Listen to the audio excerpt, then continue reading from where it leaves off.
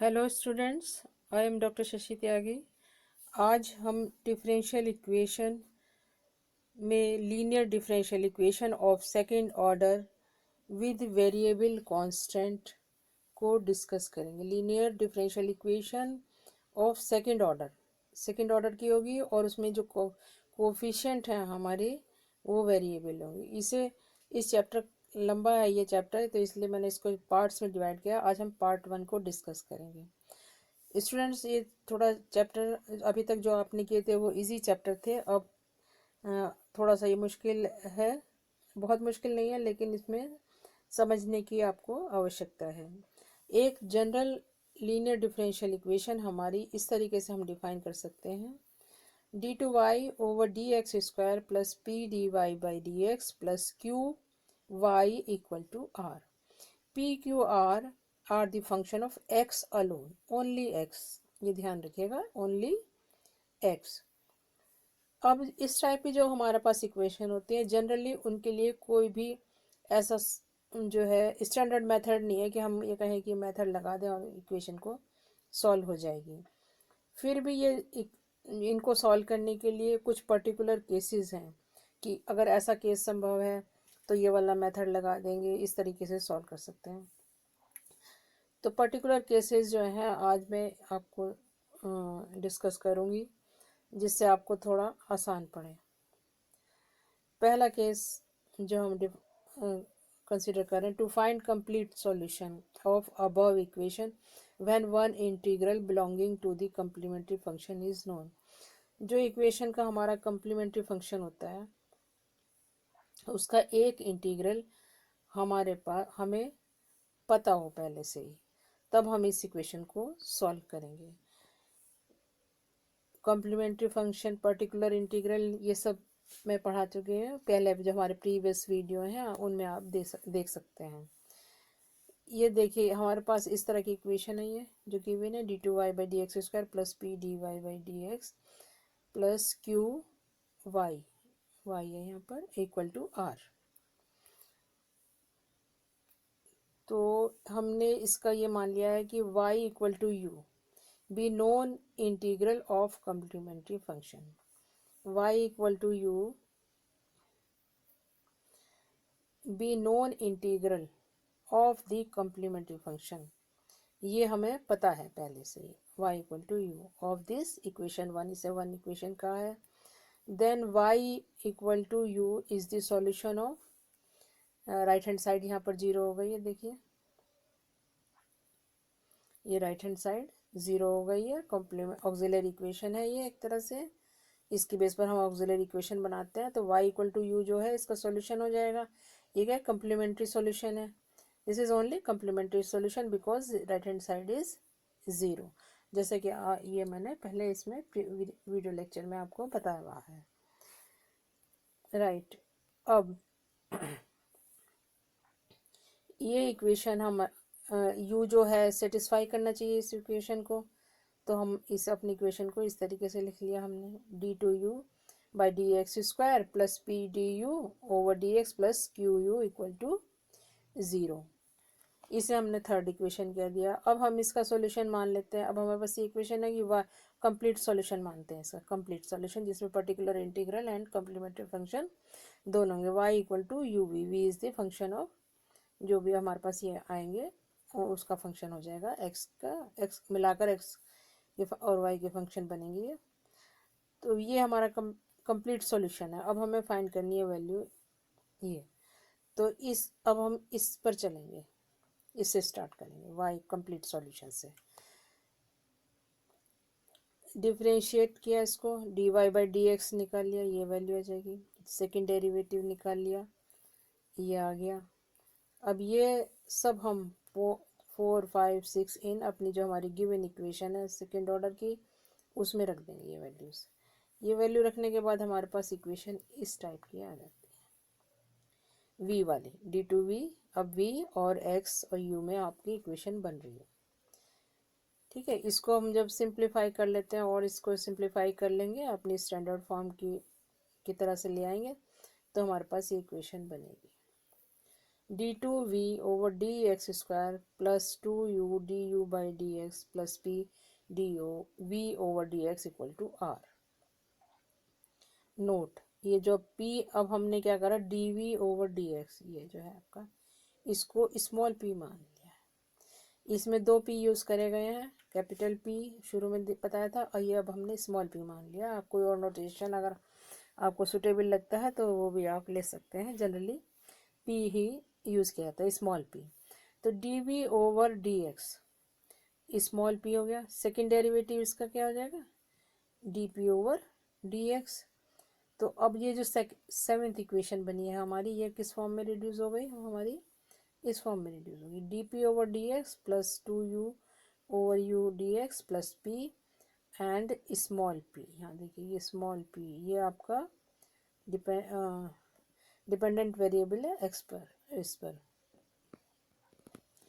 और r equal to u right hand side में। तो डिफरेंस ये जो नोट करके रखना है, p and small p and capital P में।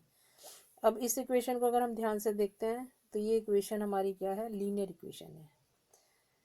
dp/dx, और ये हमारे पास एक u, इसका x का फंक्शन, एक तरह से x का ये है, क्योंकि ये dv/dx हो जाता है, और राइट हैंड साइड भी x की फंक्शन, x का ये फंक्शन है ये। तो ये हमारे पास आ गई linear equation of first order. First order की लीनियर इक्वेशन आ गई, यानी कि इस तरह की होती है ये इक्वेशन, dp/dx, और यहाँ पे p1 आ गया, यहाँ पे r1 आ गया। ये फंक्शन ऑफ हमारे x के बनेंगे। तो इसमें अब हम लीनियर इक्वेशन का सॉल्यूशन हमें पता है क्या होता है, इंटीग्रेटिंग फैक्टर निकालते हैं, which is equal to e⁻ integration p1 dx। ये हमने सॉल्व किया तो हमारे पास ये वैल्यू आ गई यहाँ से, इंटीग्रेटिंग फैक्टर जब हमें पता चल गया तो हम कंप्लीट सॉल्यूशन निकाल सकते हैं। p निकालेंगे ना, p जिसकी वैल्यू क्या हमारे dy/dx है। इसमें क्या होता है हमारा complete solution, integrating factor into p equal to integration q if plus c y into integrating factor, ये पढ़ा है हमने, इसको यहाँ पे रख देंगे। अब ये p की वैल्यू है, स्मॉल p की, जिसकी वैल्यू की हमारे पास स्मॉल p किसके बराबर है, हमारा dv/dx के। तो लेफ्ट हैंड साइड फिर से हमारी डेरिवेटिव की फॉर्म आ गई। तो अब हमें तो वैल्यू चाहिए v की, फिर से हम इसको क्या करेंगे, इसको इंटीग्रेट कर देंगे, इस इक्वेशन को इंटीग्रेशन। यहाँ पर हमने एक बार अभी तक किया था इंटीग्रेशन, सॉल्यूशन निकाला था लीनियर डिफरेंशियल इक्वेशन का, तो एक कांस्टेंट आ गया था c1। अब इसको दोबारा से जब हम इंटीग्रेट करते हैं तो हमारे पास सेकेंड आर्बिट्ररी कांस्टेंट आएगा c2।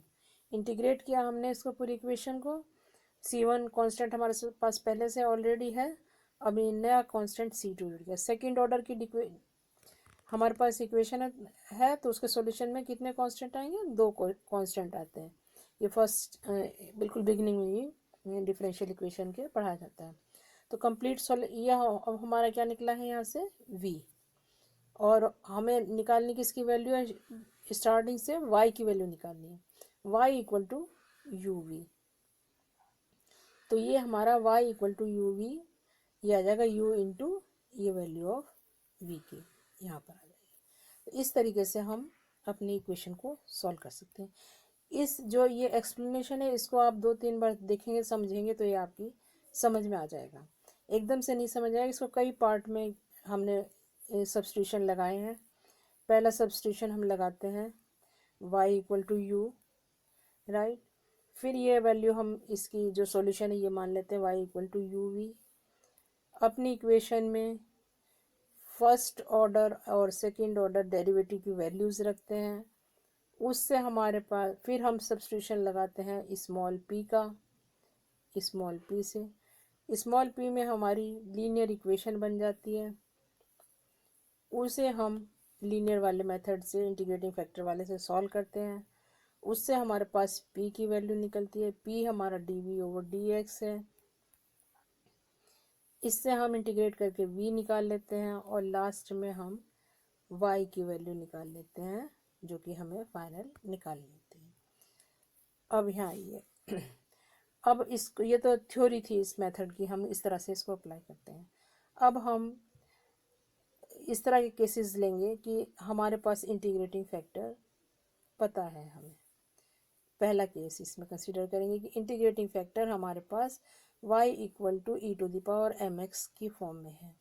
B the integral of, sorry integrating factor नहीं, integral of complementary function y equal to E to the power m x be an integral of complementary function. Then इसका solution क्या होगा, complementary function का ये part है तो हम अपनी ऑक्सिलरी इक्वेशन रखेंगे इक्वल टू ज़ीरो। ये जो वैल्यू है ये हमारी ज़ीरो होनी चाहिए। ये इसमें आपने m की वैल्यू निकाली, ये m रख देंगे इसमें हम m square plus P M plus Q equal to zero. ठीक है, ये ऑक्सिलरी इक्वेशन से आपका आता है। इसमें m की value case one m equal to -1, then y equal to E X equal is an integral of complementary function. y equal to E to the power X complementary integral होगा complementary function का, इसमें m रख दीजिए तो ये हमारे पास ये condition होगी। अगर हमारे पास 1 plus P plus Q equal to zero है तो y equal to E to the power X, यानी कि ये u हो गया आपके ऊपर। अब जो अब ये मेथड हमने डिस्कस किया उसमें ये u की वैल्यू है, तो हम y equal to E to the power X equal to U से हम अपना क्वेश्चन शुरू कर सकते हैं। अब नेक्स्ट केस सेकंड आ रहा है, इसमें m equal to -1, m equal to -1 अगर है तो y equal to E to the power minus X is an integral of complementary function. कब होगा y, m की वैल्यू -1 कब होगी, जब ये वैल्यू हमारी जीरो हो जाए, 1 minus P plus Q equal to zero. दो कंडीशन आ गई हमारे पास, y equal to E to the power X से y equal to E to the power minus X से। अगर ये ज़ीरो है तो u की वैल्यू ये आ जाएगी आपकी, अगर ये ज़ीरो है तो u की वैल्यू आपकी ये आ गई। इससे आप अपना क्वेश्चन स्टार्ट कर देंगे। अब केस सेकंड में y equal to X to the power m be an integral of, integrating factor नहीं, वो मैं गलत बोल रही थी, integral of complementary function of given equation 1। इससे dy बाई डी एक्स निकाल लिया, ये निकाल लिया। इसमें अब अपने ऑक्सिलरी इक्वेशन बनाएंगे इससे, ये हमारी ऑक्सिलरी इक्वेशन आ गई है। इससे अब दो केस आ जाते हैं फिर से, y equal to X is an integral of complementary function, then उस केस में y इक्वल टू एक्स होगा तो ये फैक्टर आपका ज़ीरो होना चाहिए, p plus Q X equal to zero. Next case है y equal to x square is a be an integral of complementary function, उस केस में आपका ये कंडीशन ट्रू होनी चाहिए, 2 plus 2px plus Q x square equal to zero. Student, ये question में हम ध्यान रखेंगे हमारे पास एक तरह से चार केसेस बन रहे हैं। आपको पी क्यू आर की वैल्यू निकाल लेनी है जो आपके पास गिवन इक्वेशन है। अगर ये कंडीशन सेटिस्फाई हो रही है तो आपका integral part y equal to E to the power X हो जाएगा। नेक्स्ट केस में अगर ये कंडीशन ट्रू हो रही है तो y equal to E to the power minus X हो जाएगा, ये हमारी u की वैल्यू है। और अगर हमारे पास ये कंडीशन ट्रू हो रही है p प्लस क्यू एक्स तो y इक्वल टू एक्स हो जाएगा। और अगर ये कंडीशन सेटिस्फाई हो रही है 2 plus 2px plus Q x square equal to zero तो y equal to x square आपके पास integral part of complementary function हो जाएगा। तो अब हम फिर से इसको एक बार रिवाइज करते हैं। अब हमारे पास यहाँ से u की वैल्यू निकल गई है, ये हमारे पास u की वैल्यू निकल गई है, be known integral of complementary function of equation 1, जो गिवन इक्वेशन है उसका अब हमारे पास कम्प्लीमेंट्री फंक्शन निकल गया है जो हमारे पास गिवन कंडीशन है। तो अगर हम इसको जान लेते हैं u को, तो फिर हम इसको शुरू करेंगे अपने क्वेश्चन को सॉल्व करना। y इक्वल टू यू, ये इसका सॉल्यूशन हो गया, ये लेफ्ट हैंड साइड है। यहाँ से आ जाइए y equal to U V, जो भी आपके पास u की वैल्यू है वो आप यहाँ रख देंगे। उससे हम क्या करेंगे, फर्स्ट डेरिवेटिव सेकंड डेरिवेटिव निकाल कर अपनी इक्वेशन में रखेंगे। उस इक्वेशन में रखने के बाद हम p में लीनियर इक्वेशन बना लेंगे। ठीक है, p में जो लीनियर इक्वेशन बनेगी हमारी वो इस फॉर्म की बनेगी।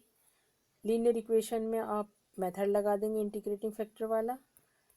लीनियर इक्वेशन का जो मेथड है उससे हम p की वैल्यू निकल जाएगी हमारे, p की वैल्यू निकाल लेंगे हम, जो कि डी ओवर डी एक्स है। इंटीग्रेट कर देंगे, जो भी आंसर आया p का उससे v निकल गया। v निकालने के बाद हम y की वैल्यू u इंटू वी निकाल के ये हमारा फाइनल आंसर यहाँ पर निकल जाएगा। ये मैंने आपको थ्योरी बताई है। इस आज के लेक्चर में मैं इतना ही कराऊंगी, क्योंकि अगर मैं अभी बहुत ज़्यादा कराऊंगी तो आपको बहुत कन्फ्यूज़न हो जाएगा। तो आपको अभी ये करना है कि आप ये जो टर्म्स में ये मैंने कंडीशंस बताई हैं इनको याद करिए, और इनके बेस पर आप इनको अपनी जो गिवन इक्वेशन है उनमें रख कर देखिए कि किस में कौन सा इंटीग्रल पार्ट बनता है। नेक्स्ट वीडियो लेक्चर में मैं आपको इन्हीं से रिलेटेड क्वेश्चन सॉल्व कराऊंगी, क्योंकि इनके क्वेश्चन थोड़े लंबे होते हैं, इस वीडियो में कराना मुश्किल है और आपका सारा हौच पौच हो जाएगा। इसलिए मैं उसके लिए नेक्स्ट लेक्चर आपको जल्दी ही नेक्स्ट लेक्चर प्रोवाइड कर रही हूँ, उसमें आप देखिए और इसको आप 2-3 बार करिए, अपनी बुक से भी समझिए, खुद करने की कोशिश करिए, तो ये लेक्चर आपको समझ में आएगा। आई होप ये आपको समझ में आया होगा। अगर आपको समझ में आया है और आपको लेक्चर अच्छा लगे तो लाइक करिएगा, चैनल को सब्सक्राइब करिए, और thanks for watching this video.